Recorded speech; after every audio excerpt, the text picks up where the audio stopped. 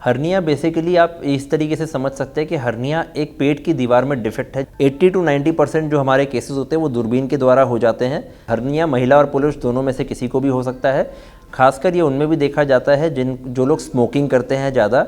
मोटापा आपके टिश्यूज़ की स्ट्रेंथ कम करता है, तो अगर आपके टिश्यूज़ में जान नहीं होगी, स्ट्रेंथ कम होगा, तो धीरे धीरे वो बेसिकली डिफेक्ट बन जाएगा।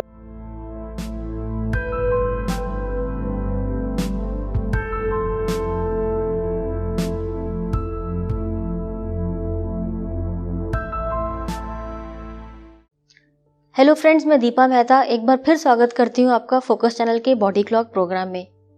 आज हम लेकर आए हैं एक नया विषय, हर्निया। जी हाँ, हर्निया शरीर के किसी भी भाग में हो सकता है। हमारी शरीर की स्किन जो होती है, इसके नीचे कई स्किन की लेयर होती है। इसी में जब किसी स्किन की झिल्ली फट जाती है या कोई स्किन उभर के बाहर आ जाती है और उसको टच करने से महसूस होती है, तो वो कई दफ़ा हर्निया होती है। या स्किन का ही एक मांस का ही एक पार्ट बढ़ जाना और उसमें सूजन आ जाना और उसको बाहर की तरफ उभर जाना, इसे हर्निया कहा जाता है।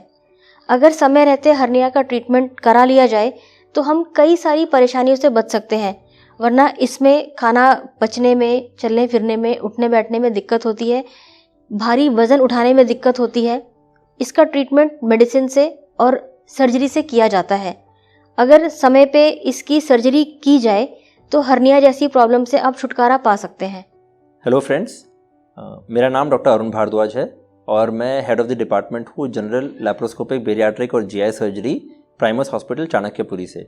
और आज हम जिस विषय पर डिस्कस करने वाले हैं वो है हर्निया, या जो पेट में आने वाली सूजन या गांठ होती है, कई बार नाभि में या नीचे के हिस्से में। हर्निया बेसिकली आप इस तरीके से समझ सकते हैं कि हर्निया एक पेट की दीवार में डिफेक्ट है। जैसे कोई कपड़ा है और वो कपड़ा कोई ऐसी जगह से फट जाता है, चिढ़ जाता है जहाँ से उसमें एक छेद हो जाए, तो वही हर्निया होता है, जिसके थ्रू पेट के अंदर के कंटेंट्स जैसे कि आंत या आंत के आसपास की चर्बी उस छेद के थ्रू बाहर आने की कोशिश करती है और वहाँ पे एक सैक या थैला बन जाता है। उसमें वो अंदर बाहर आती जाती रहती है। तो पेशेंट आपको खासकर यही हिस्ट्री देंगे कि जब वो खड़े होते हैं या खांसते हैं तो सूजन बढ़ जाती है और जब वो लेटते हैं तो अंदर चली जाती है। ये इनिशियल फेज़ होता है। जैसे आगे बढ़ता है वो छेद का साइज़ भी बढ़ता रहता है और ये जो कंटेंट जो बार बार अंदर बाहर हो रहे हैं ये बाहर आके फंस जाते हैं और फिर ये इमरजेंसी बन सकता है। तो बेसिकली ये हर्निया एक इसी तरीके से आप समझ सकते हैं कि एक कपड़ा है जो फट गया है और जिसको एक रिपेयर की रिक्वायरमेंट है। ये बेसिकली ओवर द ईयर्स होता है। एक तो हम जैसे नीचे के जो हर्निया जो हम कहते हैं, जो गोली के वहाँ पर जो हर्निया बनते हैं, वो बेसिकली इसलिए बनते हैं कि आपको ये समझना पड़ेगा जो गोलियाँ जो होती है, टेस्टिस जिन्हें हम कहते हैं, वो किडनी के पास पेट में बनती हैं और जन्म के दौरान वो उस टाइम पर नीचे आ जाती हैं अंडाशय में, जो हम कहते हैं नीचे जो है बेसिकली गोली की जगह पे आती है। अब ये अगर जो ट्रैक्ट है, जो रास्ता है, अगर ये रास्ता बंद नहीं होता तो उस डिफेक्ट के थ्रू हर्निया बनता है। तो ये कारण है बच्चों में होने का। और जो ओल्ड एज में जो हम हर्निया देखते हैं वो यूजुअली पेट की दीवार की कमज़ोरी की वजह से होता है, जो कि हम इस तरह से मान लें कि एक शरीर भी एक मशीन है जिसे हम सालों साल इस्तेमाल करते रहते हैं और कहीं ना कहीं पे जाके ये मशीन कमज़ोर होती है। खासकर ये उनमें भी देखा जाता है जो लोग स्मोकिंग करते हैं ज़्यादा, जैसे बीड़ी या सिगरेट, या ये स्मोकिंग की आदतें जिनकी ज़्यादा होती है, या फिर जिनको क्रॉनिकली खांसी रहती है, मतलब लंबे टाइम तक खांसी रहेगी, या कब्ज़ की दिक्कत रहेगी, या पेशाब में दिक्कत होती है, गदूद की प्रॉब्लम होती है, उनमें ये चीज़ ज़्यादा पाई जाती है। इनमें बेसिकली पेट का प्रेशर हमेशा ज़्यादा रहता है, खासकर उन एक्टिविटी के दौरान, खांसी करते वक्त या लेटरिन पास करते वक्त, तो उस टाइम पर प्रेशर पड़ने की वजह से ये धीरे धीरे पेट की दीवार कमज़ोर होती है। तो मोटापा आपके टिश्यूज़ की स्ट्रेंथ कम करता है, तो अगर आपके टिश्यूज़ में जान नहीं होगी, स्ट्रेंथ कम होगा, तो धीरे धीरे वो बेसिकली डिफेक्ट बन जाएगा। जैसे एक कपड़ा है, जब आप कपड़े को बहुत ज़्यादा खींचते हो तो कपड़ा हमेशा उसी जगह से फटता है जहाँ से कपड़ा खिंचता है। तो उसी तरीके से जब पेट बहुत ज़्यादा खिंचा हुआ होगा मोटापे में, तो वहाँ पर ये डिफेक्ट बन के हर्निया होने का चांस ज़्यादा रहता है। अगर आप डॉक्टर से पूछेंगे तो डॉक्टर को हर्निया जानने के लिए कई बार स्कैन की ज़रूरत नहीं पड़ती, लेकिन आपको अगर जानना है कि हर्निया है तो कोई अगर आपको ऐसी सूजन महसूस होती है तो उस सूजन को आप जाके अपने डॉक्टर से एग्जामिन करवाइए। कई बार वो सिर्फ बिना कोई अल्ट्रासाउंड या सीटी स्कैन के बगैर ही बता देगा आपको हर्निया है कि नहीं है।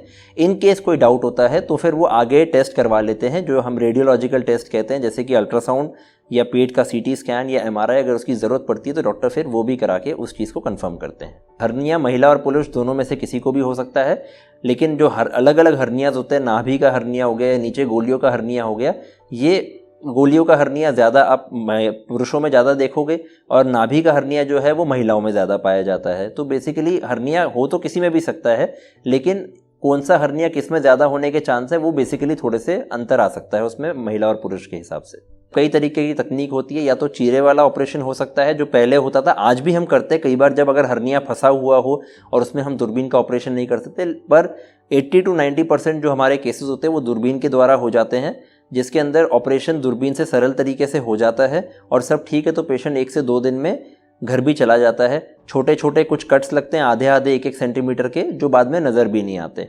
और रिसेंटली अभी जो है, जैसे हम जानते हैं कि बेसिकली रोबोटिक टेक्निक के द्वारा भी ये हर्निया का ऑपरेशन किया जा सकता है। हर्निया जैसे मैंने आपको बताया कि बेसिकली ये पेट की दीवार की कमज़ोरी की वजह से होता है और इसमें नॉर्मली जो पेट के अंदर के नॉर्मल कंटेंट्स हैं, जैसे कि आंत के आसपास की चर्बी या पेशाब की थैली, उस हर्निया के डिफेक्ट के थ्रू बाहर आने की कोशिश करते हैं।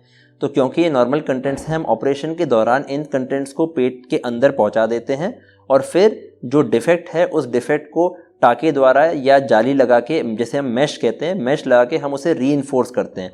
आप इसे समझ सकते हैं जैसे कोई कपड़ा फट जाता है जहाँ पे टेंशन है तो हम उधर पैच करते हैं या उसको एरिया को रफू कर देते हैं। तो ये उसी तरीके से ऑपरेशन किया जाता है कि ये हर्निया दोबारा ना बने। इसमें कई फैक्टर्स आते हैं, एक जिन्हें हम कहते हैं पेशेंट फैक्टर्स, जैसे कि मोटापा फर्स्ट, और फैक्टर्स जैसे कि सिगरेट या बीड़ी जिसकी वजह से आपकी पेट की दीवार कमज़ोर होती जाती है। जैसे मैंने बताया था कुछ पेशेंट जिनको हमेशा खांसी रहती है, खासकर जो काफ़ी टाइम तक स्मोकिंग करते हैं, उन्हें हम कहते हैं कि उनको बेसिकली एक क्रॉनिक स्मोकर्स कफ होता है उनमें, या फिर जो पेशेंट को लगातार कब्ज़ की दिक्कत रहती है और वो मोशन के दौरान ज़ोर करते हैं, या फिर जिनको गदूद की बीमारी होती है। तो ऑपरेशन करने के पहले आपको ये सारे फैक्टर्स भी रूल आउट करने पड़ते हैं और इनको भी एड्रेस करना पड़ता है। तो इन फैक्टर्स के रहते हुए हर्निया दोबारा होने का चांस रहता है। फिर आता है सर्जन फैक्टर्स के, जब सर्जरी हुई है तो सर्जरी सही टेक्निक से की गई है, सही तरीके से हुई है और अच्छे से हुई है। तो अगर ये सारे फैक्टर्स ठीक तरीके से हो जाए तो फिर ये हर्निया दोबारा कभी नहीं होता। हर्निया बेसिकली एक डिफेक्ट है और कोई भी डिफेक्ट को आप मेडिसिन से नहीं ठीक कर सकते, वो एक एनाटॉमिकल डिफेक्ट है, एक एनाटॉमिकल एबनॉर्मेलिटी है, तो आपको उसे ठीक ही करना पड़ेगा। कोई कपड़ा फट जाएगा तो वो दवाई से ठीक नहीं हो सकता, आपको उसको सिलाई करनी पड़ेगी या उसको पैच लगाना ही पड़ेगा। तो हर्निया का एकमात्र इलाज ऑपरेशन ही है और उसके अलावा और कोई इलाज नहीं है, बल्कि आप जितना डिले करते हो वो छेद, वो डिफेक्ट बढ़ता जाएगा और उतना ही उस सर्जरी को करना थोड़ा सा मुश्किल हो जाता है और उतना ही उस सर्जरी के लिए आगे करने में प्रॉब्लम हो सकती है। तो टाइमली कराएंगे तो दिक्कत नहीं होती। जैसे मैंने आपको बताया था कि जो गोली है वो गोली ऊपर बनती है किडनी के पास और वो नीचे उतरती है जब बच्चा पैदा होने वाला होता है। तो जब वो नीचे उतरती है, अगर वो रास्ता बंद ना हो तो उनमें हर्निया बन सकता है और हर्निया जन्मजात भी होता है।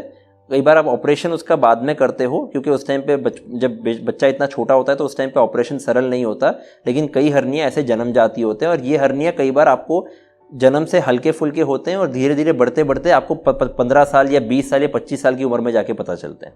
बेसिकली हमें जो फिजिकल हार्डकोर फिजिकल एक्टिविटी होती है, जैसे कि एक्सरसाइज, जिम, और ये कुछ टाइम के लिए हमें अवॉइड करनी होती है। ओपन सर्जरी के बाद थोड़े ज़्यादा टाइम के लिए, लेकिन अगर आप दूरबीन का ऑपरेशन करते हैं तो आप 2 हफ्ते के बाद आप अपनी नॉर्मल एक्टिविटीज़ इंक्लूडिंग एक्सरसाइज सब शुरू कर सकते हैं। और बाकी जैसे मैंने बाकी फैक्टर्स बताए थे कि स्मोकिंग जो है वो आपको अवॉइड करनी चाहिए, और अगर यूरिन की प्रॉब्लम्स हैं तो उसके लिए आपको यूरोलॉजिस्ट को दिखा के उसको भी एड्रेस करना ज़रूरी होता है। मैरिड लाइफ पे कोई फ़र्क नहीं पड़ता, आपकी मैरिड लाइफ या फैमिली लाइफ, आगे बच्चा होना, बच्चा करने की क्षमता, उस पर कोई फ़र्क नहीं आता। योगा से भी फ़र्क पड़ता है, बिकॉज योगा एक हेल्दी लाइफस्टाइल का हिस्सा है और योगा करने से आपकी पेट की दीवार आपकी कमज़ोर नहीं होती है, अच्छा स्ट्रेंथ मेंटेन करती है। तो जो लोग योगा करते हैं या एक्सरसाइज करते हैं उनमें ये दिक्कत कम पाई गई है। तो ये सारी चीज़ों का ध्यान रखते हुए आगे भी अगर आप हमसे कुछ और जानकारी लेना चाहते हैं तो फोकस हेल्थ चैनल द्वारा आप हमसे संपर्क कर सकते हैं और हम आपकी सहायता करने के लिए, हेल्प करने के लिए हमेशा अवेलेबल रहेंगे। धन्यवाद। दोस्तों, अगर हमें कोई भी प्रॉब्लम लग रही हो अपनी बॉडी में, कोई भी दर्द हो, कोई भी समस्या आपको लगता है कि हमारे को ये प्रॉब्लम पहले नहीं थी लेकिन अब ये प्रॉब्लम हमें देखने को मिल रही है, तो आप इसको प्लीज़ कभी भी नज़रअंदाज ना करें। किसी भी प्रॉब्लम से रिलेटेड जो भी आपको पता है या आप जिस भी डॉक्टर को मिलना चाहें, आप उनसे कंसल्ट ज़रूर करें, चाहे वो समस्या छोटी हो या बड़ी हो, क्योंकि कई दफ़ा छोटी समस्या बड़ा रूप कब ले लेती है हमें पता भी नहीं चलता, और कई दफ़ा छोटी छोटी प्रॉब्लम्स से भी हमें डेली रूटीन में बहुत ज़्यादा प्रॉब्लम फेस करनी पड़ती है। तो ऐसे में आप अपनी प्रॉब्लम्स को, अपनी बीमारियों को, अपने जो भी काम करने में डिफ़िकल्टीज आ रही हैं, आप उसको नज़रअंदाज ना करें। अपनी फैमिली के लिए, अपने बच्चों के लिए, आप अपने लिए थोड़ा सा समय ज़रूर निकालें और हल्की फुल्की एक्सरसाइज और योगा और वॉक नियमित रूप से करें।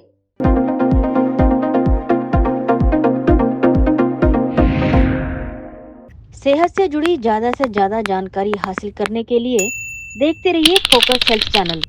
किसी खास जानकारी के लिए कमेंट करें। फोकस हेल्थ चैनल को सब्सक्राइब, लाइक और शेयर करना ना भूलें। इसके साथ ही बेल आइकन को टच करें ताकि समय पर आपको सभी नोटिफिकेशन मिलती रहें।